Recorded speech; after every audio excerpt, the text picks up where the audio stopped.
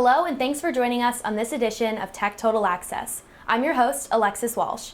Joining us to recap this past week's Hokie sports, as always, are our sports analysts Ricky LeBlue and Russell Clark. In the NCAA selection show Monday, the women's soccer team was selected as a 4 seed in the tournament. They will host Cincinnati in the first round of the tournament at home tomorrow at 5 p.m. This is the 8th consecutive season the Hokies have made it to the NCAA tournament, and that's something that head coach Chuck Adair takes great pride in. He said his seniors have had an outstanding season, and it's one of the most decorated senior classes in Hokies history. This will be the first meeting between the Hokies and the Bearcats, who finished the regular season with a 13-5-5 record and clinched the AAC championship Sunday over South Florida.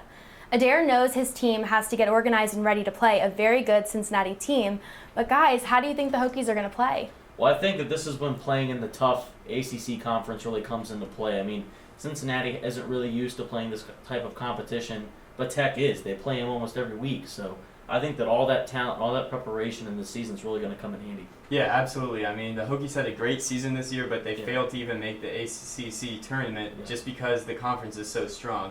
And also, they've had a little time to rest since they weren't playing that tournament. And while Cincinnati did play very well in the American Athletic Conference tourney, they've been playing a lot. So they might come into this game kind of riding a high and a little tired, not ready for Tech. Definitely, and I think that if you look at just on paper, Tech's talent on the rosters is too much. Layla Gray, they've just got too much. Ashley Meyer, they can attack you in so many different ways on offense, and their defense is solid as well.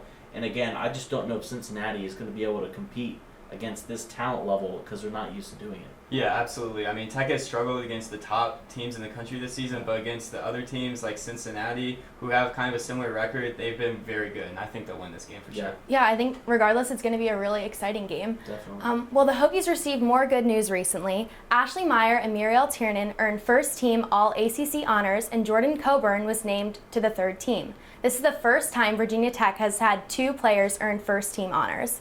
What are your thoughts on that? This just goes to show how talented this team is, and even though they didn't make the ACC tournament, how good they were. I mean, these players earned it. Ashley Meyer, Muriel Tiernan have been very good for a long time here. Ashley Meyer's a senior.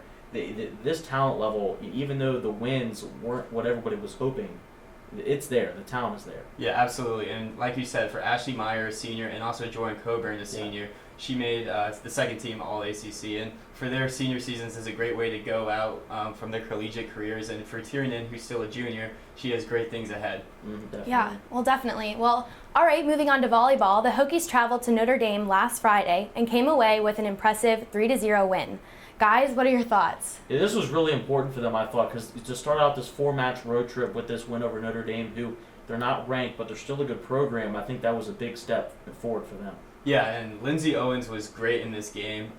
It's a really important game because it was the first game of that 4-game road trip, like you said, and it's great to get off on this strong start there. Yeah, and it seemed like that they, even though the matches were close at the end, they were kind of in control. They didn't seem like that they were losing it. There was never a point where you really feared that they were kind of, losing control of the game. They pretty much beat Notre Dame pretty handily throughout. Yeah, and it was really important because it ended that 3-game skid where they were kind of starting to pile up the losses. So it's good to get a win in the win column. Definitely. Well, and then 2 days later, the Hokies took on number 22 Louisville and were unable to win a set, ultimately losing in a shutout, 3-0. Guys, it seems like this team can just not consistently pull out a win. Yeah, they take 2 steps forward, 3 steps back. They can't put together those wins consistently, and the record shows it. Yeah, and Louisville played stifling defense in this game. No players on the Hokies failed to record double-digit kills, and that's a hard stat to win with, and they failed to win even a single set. But the good news is that this is their last ranked opponent of the season, so from here on out, the teams should be beatable. Yeah, and back to those kills, the offensive efficiency just wasn't there. 27% of the kills were good. That number's got to get up. Normally they're up and higher than that, and they just didn't look like they looked out of sync against Louisville. Yeah. Well, we'll see how they do in next game. The Hokies will be back on the court tonight in the against NC State. We'll have more on that game next week. Coming up after the break, we'll talk swimming, wrestling, and cross country. Stay tuned.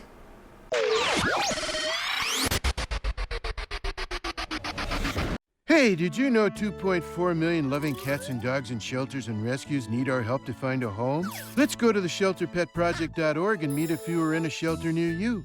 Harlow, oh, she's one great listener who loves to hear all your stories. My kind of cat. Rhule is a sweet, goofy boy who's eager to please. Sounds just like another dog I know. So go to the shelterpetproject.org, search your local shelters and rescues, and go for a cuddle with your next best friend. Adopt.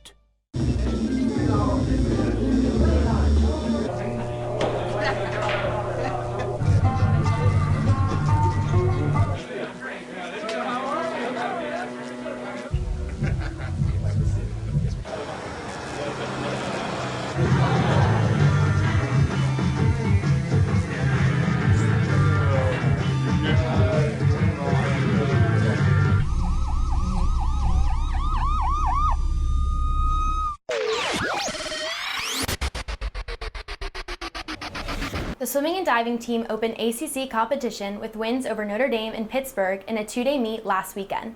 The men now hold a 7-0 record, while the women improved to a 7-1 overall.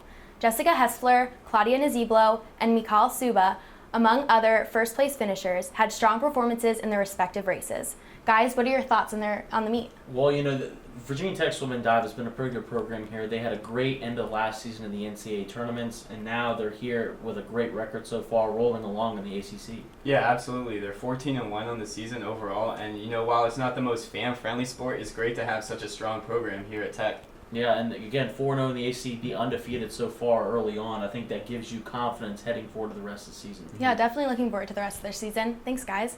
The 6th-ranked wrestling team dominated number 13, Iowa State, 32-3 in their season opener last Saturday. Tech only lost in one match, and that was the 133-pound match between Earl Hall of Iowa State and Kevin Nordstrom of Virginia Tech. A pretty impressive match, guys. Talk about a rout. I mean, Virginia Tech wrestling was really good last year. We saw that, and then they come out here at home against an Iowa State team that's ranked pretty good, but they just weren't any match for Tech. Yeah, absolutely, and this is great. I mean, Tech starts the season top 10, but they have a matchup against a ranked opponent, so you get to see what we're really made of right away, and they just dominated them. So I'm expecting big things for our season. Definitely. I mean, they've got a tough schedule. They always do, but they've got a lot of good wrestlers on this team. Ty Walls at the heavyweight, Joey Dance, who's one of the leaders of this team. Those two are kind of the standouts of this team, and I think that they're going to continue to have success. Yeah, absolutely. Well, yeah, and then the next day, Tech hosted the Hokie Open, which more than 15 schools participated in. 3 Hokies took home titles in their respective weight class. Joey Dance, Kevin Nordstrom, and Solomon Chisco. Chad Sanders, Cody Hughes, and Zach Savatsky earned second-place honors in their matches. How are you guys liking the wrestling matches so far? I think it's going well. I mean, I thought it was good for Nordstrom to win that in the Hokie Open. After struggling against in Iowa State, he comes out and wins his title in the Hokie Open against 15 different schools.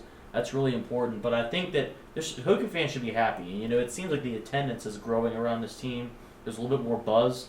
You see on social media that it's getting more and more popular. I think that they're doing a really good job of building this program. Yeah, absolutely. The matches are really exciting, and Joey Dance, like you mentioned earlier, is just absolutely dominant, winning the title in the Hokie Open, and him and Ty Walls are really going to lead this program this year. Definitely, and now they have a big matchup against Penn State coming up. Second-ranked team. Last year we saw the Tech play Penn State, and this is beginning to turn into a rivalry almost. Yeah. Yeah, well, their next match is Sunday against Penn State at 1 o'clock. The cross-country team hosted their Hokie Open last Friday as well. Tech and Radford were the only 2 men's teams to compete in a meet, and the Hokies won the team competition with 15 points. Junior distance runner Andrew Geiser claimed an individual title. The women also came out on top against Liberty, finishing with 17 points and an individual title by freshman distance runner Emily Beatty. Coming up after the break, we'll talk basketball and football. We'll be right back.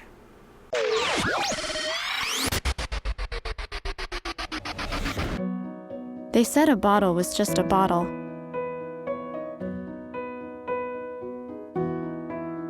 That no one would ever notice me.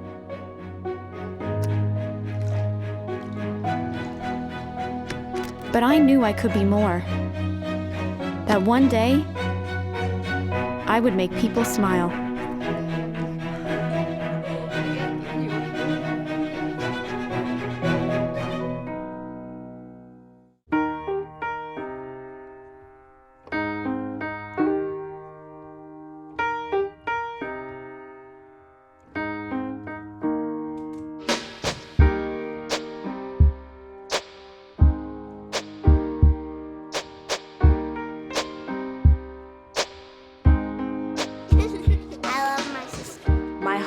NFC race. Love is love.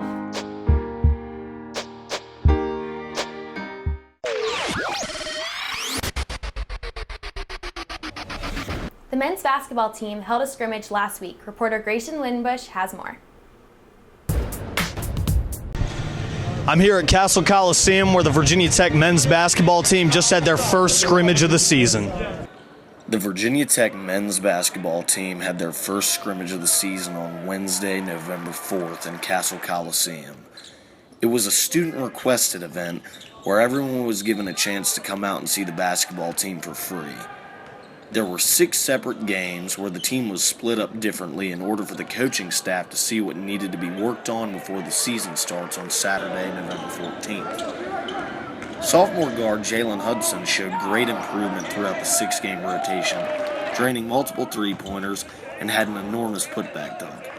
Highly touted blue-chip recruit Chris Clark also showed his physical prowess as he drove through defenders to score the first points of the night with a Euro-stepped layup. Compared to last year, the Hokies are a much more physical team with more skilled players and transfers Seth Allen and Zach Leday. With added height from Shane Henry and Kerry Blackshear, the team will have a much stronger presence in the postgame. How it started, how it ended, what happened in between, I think that's encouraging. It's good for our kids to play in front of those kids. So in that regard, I thought it was good.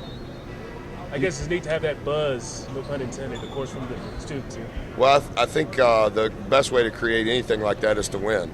And we have to give them reasons to want to come. But along that path, we need to have relationships with them. And doing stuff like this, I think, is helpful. As a whole, I think we played really good. I think we're great when we're like working together. And that's what we're just good at. How do you see it moving forward into the basketball season as you actually start playing? Each day in practice, start with practice, we're just going to get better, try to win as much games as possible, and that's really it, get better. Seen as like a mentor to the younger guys this season, or how's that? What do you think your role is on this team? I try to just be as much of a leader as possible on the court and off the floor. I'm not the most talkative guy, but I try to just lead by example by trying to do the right thing every single day. For Virginia Tech TV, I'm Grayson Wimbish signing off. Okay, guys, so based on the scrimmage, how do you think the Hokies are going to do this year? I thought they looked all right. I mean, obviously, you're still ironing out some kinks. You've got a lot of new players on this team, but I think that they're going to be okay. They've got a lot of talent. They're tall. They've got 5 players at 6'8" or higher, which last year they didn't have, obviously. And I think that one point that we're seeing them, like a point of emphasis for Buzz Williams this year, is playing guys at different positions a lot. Kind of a positionless basketball. You see this, taking on in the NBA with the Golden State Warriors, and they don't really have positions for these guys. And I think you're going to see a lot of that with Buzz Williams this season. Yeah, absolutely. We've got a lot of talent that can play kind of the guard wing position, and that's kind of what I think our offense is going to revolve around, because I'm still not sure what we're going to see from the front court, and that remains to be seen. But I think we'll do pretty well this year. I mean, we were picked to finish 14th in the ACC, which is bad, and we were bad last year, but I think we can compete against some of the lower teams like Wake Forest, Georgia Tech, Clemson. We can beat those teams. We can't really match up with the top, the elite of the ACC yet, but that'll come. Oh, definitely. It's a process. But I do think that Tech's going to be better than people think they're going to be this year. I mean, the talent level is there. So I think Seth Allen, a lot of people are sleeping on him. He was very good at Maryland before he transferred. And I think that his skill set is really going to do a lot in this system. Buzz likes to have a lot of penetration into paint touches. That's what he lives for. And Seth Allen is a guy who can do that. Yeah, absolutely. And I think if Chris Clark can show that he has an outside shot, then this team will be very dangerous. Yeah, another thing, too, is at the scrimmage, he showed that athleticism to get to the rack and get into the paint. And like you said, if he can develop the perimeter part of his game, he's going to be good. Yeah, and their season starts tomorrow against Alabama State. So what are you guys expecting to see in that game more specifically? Well, I mean, Alabama State is historically not a very good program, especially when they're competing against a Power 5 school in Virginia Tech. Tech played them last year, didn't have a problem. I think Tech's going to win this game in a blowout. I think that Buzz is going to try and, twink with some things, see what he can find out with some certain lineups, play guys in different positions, and really see what kind of lineups work well. Yeah, this team really has the talent and the coaching to turn this game into a pretty ugly game for Alabama State. Yeah. And coming off last season where wins were few and far between, I think this team is really hungry to, come out strong this year and show what they're made of. So I think we'll win this game pretty handily. And not to mention, too, you've got two guys, Seth Allen and Zach Lede, that haven't seen a basketball court in live in a year. I mean, those guys are itching to get on the floor. I think you're going to see them really, really aggressive. Absolutely. Well, continuing on with basketball, the women have their season opener against Presbyterian tonight at 7. What are you guys expecting to see from them this year? Well, I'm not really sure. They had a really good end of the year last year in the ACC tournament, winning 2 games and, in a kind of a great fashion, too. We had that buzzer beater against NC State by Hannah Young. But there's a lot of talent here. They don't seem to play that well together. They make a lot of mistakes. They miss a lot of baskets under the rim. And those really, you can't just give those points away. Yeah, absolutely. I mean, the regular season last year was historically bad. They only had 1 ACC win. That's just awful. But like you said, they finished strong in the ACC tournament and had 2 surprise wins that no one was expecting. So it's kind of unknown what we'll see from them this year. They do have talent. Vanessa Panousis at the guard position. Like you said, Hannah Young is absolutely outstanding at forward. And so it'll be interesting. I think they'll improve on last season, but I don't think they'll be that great. I think a lot of it's going to depend on the health of Reagan McGarity. She was really good for Tech last year early on. Then she had a calf issue, had to sit out the rest of the year, had surgery on it. If she can stay healthy, she kind of does a lot of things for this offense. She gets the ball in the paint. She can pass out of the paint. She finishes at the rim, and she can rebound better than most people on the team. And I think that having her as the focal point of your offense, along with Vanessa, because she's very good. We saw it in the ACC tournament. I think that they'll be much better, but I think Coach Wolf is on the hot seat here. He's had a few years to build this program. He's recruited well, but the wins aren't coming. He's got to put this team together. Absolutely. All right, thanks, guys. It looks like an interesting season. We'll have more on those games next week. Ever since Frank Beamer's announcement that he's retiring last week, there's been a lot of buzz in terms of who's going to take his place.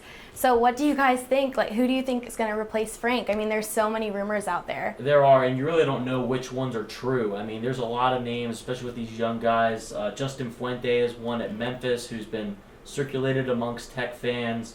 Obviously, people have heard about Rich Rodriguez, who coaches at Arizona. I don't really know if I have a particular favorite here. I'm not really impressed by all these candidates that much. I think that there's, some potential out there, but I think it could just be better to give back to Bud Foster. Yeah, it definitely is kind of a tough call to make. Rich Rod is one of those names that you do hear a lot just because of his previous connection with the athletic director, Whit Babcock, from his days at West Virginia.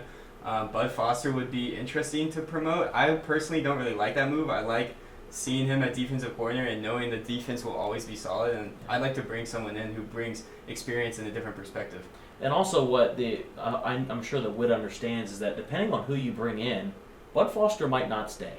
He's done a lot for this program. He's meant a lot. He has a lot of credibility amongst the fan base, and passing over him, he might go look somewhere else. And you have to remember, too, if he leaves, there's a chance that the entire defensive staff leaves as well. That's Torian Gray, Charlie Wiles, Cornell Brown. Those are 3 good, solid assistants. Yeah, absolutely. And he doesn't have credibility just with the fan base, but with the whole football world, really. Yeah. I mean, he could get almost any job he wanted. And so I think keeping him happy and keeping him here is the number 1 priority, even if that means promoting him to head coach. Yeah, and one name that I'm kind of interested in seeing if we hear any more of it is Matt Rhule at Temple. He's had a lot of success there. He's built that program. And he seems like he's kind of a hot name on the block. Now, granted, there are a lot of jobs open in college football coming into this offseason, USC, Miami, just to name a couple. But Tech is going to be an attractive opening, and I think that they're going to find some sort of solid candidate. But Tech fans should trust Whit. Yeah, I do like Matt Rhule. He turned Temple from a 2-win team into a team that's now really formidable, and that's kind of the position we're in here. And this is an attractive destination because we're in a winnable Coastal Conference in the Power 5. In a Power 5 conference, so yeah, we'll see. Yeah, when do you guys think we'll hear who the new coach is going to be? You probably won't hear anything until late July. I mean, you have to wait until a lot of these guys are done with their bowl games. You don't want to have them interviewing for positions while they're coaching.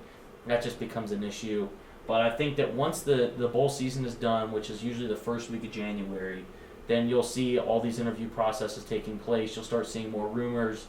And then you'll probably hear something in late January, maybe early February. Yeah, I think that definitely by the time spring football rolls around, we'll have something solidified. And definitely, too, another thing you got to mention is they got to go back out and recruit. I mean, you can't just have an empty position at your head coaching job. You got to fill that job quick. Yeah. All right, thanks, guys. Well, that's all we have for you on this episode of Tech Total Access. Be sure to tune in next week for more hard-hitting action. And as always, Go Hokies!